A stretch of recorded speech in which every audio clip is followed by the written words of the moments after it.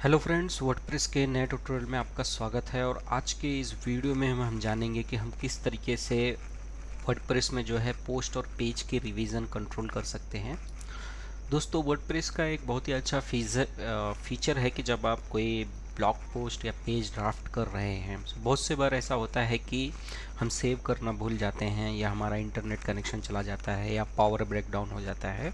सो WordPress क्या करता है, एक सर्टेन इंटरवल के बाद में जो है वो ऑटोमेटिक हमारे पोस्ट का एक बैकअप ले लेता है, या हमारे पेज का एक बैकअप ले लेता है। ये तो बहुत अच्छी चीज़ है। बट इसका एक डाउन साइड ये है कि इससे आपका डेटाबेस साइज़ बढ़ता है, और स्पेशली अगर आप जो है शेयर्ड होस्टिंग यूज़ कर रहे हैं, जहाँ पे आपके पास में सर्वर रिसोर्सेज काफ़ी लिमिटेड होते हैं, और ये जो रिवीजन्स है ये ज़्यादा होने पे आपकी वेबसाइट के लोडिंग के ऊपर भी इसका फ़र्क पड़ सकता है।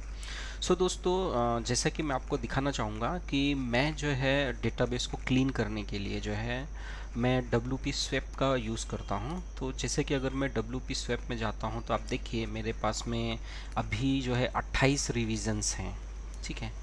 और कभी कभी ये रिवीजन्स 200-250 भी हो जाते हैं अगर मेरा ध्यान नहीं जाता है। तो मुझे क्या करना पड़ता है, यहाँ पे आके मैन्युअली जो है वो स्वैप करना पड़ता है, ठीक है। सो अगर मैं जैसे कि कुछ पोस्ट का दिखाऊँ आपको, ठीक है। सो जैसे कि मैं ये पब्लिश पोस्ट में जाता हूँ, और यहाँ पे मैं जैसा ये एसेट ट्रैकर है LG05, और इसे मैं एडिट विथ एलिमेंटर करता हूँ, ठीक है।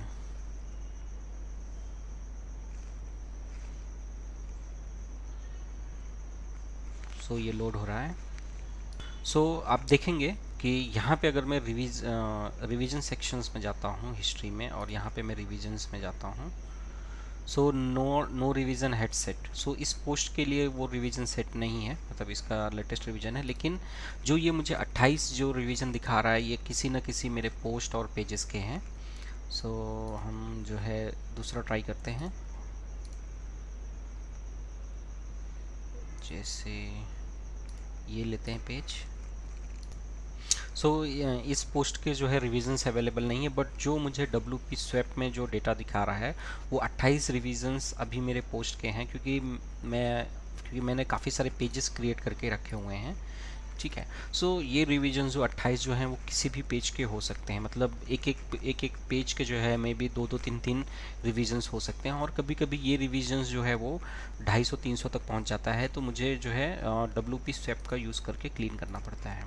सो इसमें अब हमको ये चीज़ देखने वाली बात है कि क्या हमको इतने रिवीजन्स की ज़रूरत है।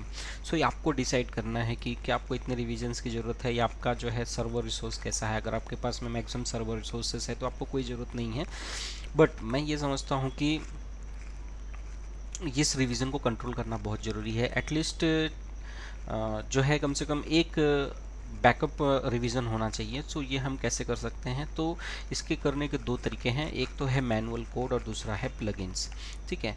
सो अगर हम प्लगइन्स की बात करें तो यहाँ पे एक प्लगइन है डिसेबल पोस्ट रिवीजन। सो डिसेबल पोस्ट रिवीजन अगर आप ये प्लगइन इंस्टॉल करते हैं तो यहाँ पे रिवीजन हमेशा 0 आएगा, मतलब जो आप लाइव में एडिटिंग करेंगे वही चीज़ सेव होगी, और कोई भी आपके पास में अगर आपका इंटरनेट जाता है, पावर जाता है, तो आपके पास में कुछ भी बैकअप नहीं होगा उस पोस्ट का।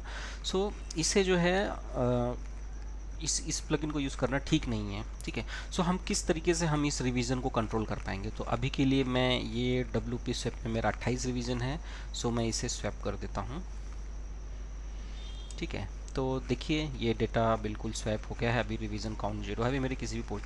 बट ये क्या हो गया कि एक फ्रिक्वेंट टास्क हो गया। सो अब हम क्या करेंगे कि अब दूसरा मेथड जो है वो हम कोड का यूज़ करेंगे, कि हम किस तरीके से कोड का यूज़ करके जो है रिवीजन को कंट्रोल कर सकते हैं। सो आप जो भी होस्टिंग यूज़ करते होंगे, सो वर्डप्रेस की एक फ़ाइल होती है जिसे कहते हैं WP config फाइल। सो मैं तो जो है प्लेक्स यूज़ करता हूँ, और मैंने प्लेक्स में लॉगिन किया हुआ है, तो ये है मेरी WP config फाइल। और आपको कोई भी कोर फाइल में चेंज करने से पहले उसका एक बैकअप आपको डाउनलोड कर लेना है, और डाउनलोड करने के बाद में आपको जो है WP config फाइल में कोड ऐड करना है, ठीक है।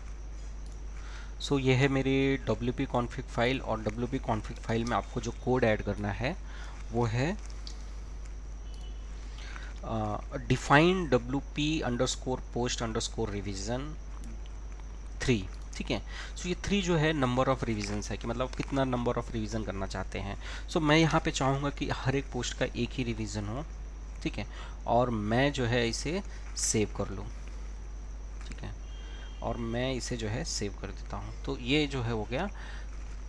अभी मेरा पोस्ट, अभी जो वर्डप्रेस में मैं कोई भी पेज एडिट करूँगा तो उसका एक ही रिवीजन से होगा। और मैं एक रिवीजन भी इसलिए रखना चाहता हूँ क्योंकि उसकी भी ज़रूरत नहीं है, क्योंकि मैं मेरी वेबसाइट का backup on the daily basis लेता रहता हूँ।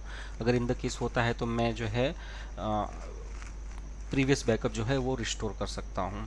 सो ये बेसिकली पोस्ट रिवीजन उन लोगों के लिए है कि जो लोग शेयर्ड होस्टिंग यूज़ कर रहे हैं और जिनके पास सर्वर रिसोर्स लिमिटेड है, वो जो है एक शेयर्ड होस्टिंग पे 3-3 4-4 वेबसाइट ये यूज़ कर रहे हैं। तो उस केस में आपको अपना सर्वर रिसोर्सेज लिमिटेड रखना है।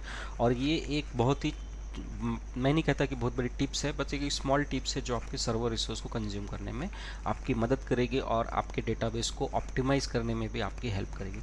सो दोस्तों, इस वीडियो में इतना ही। आई होप ये वीडियो आपको अच्छा लगा होगा। तो please like this video and subscribe my channel.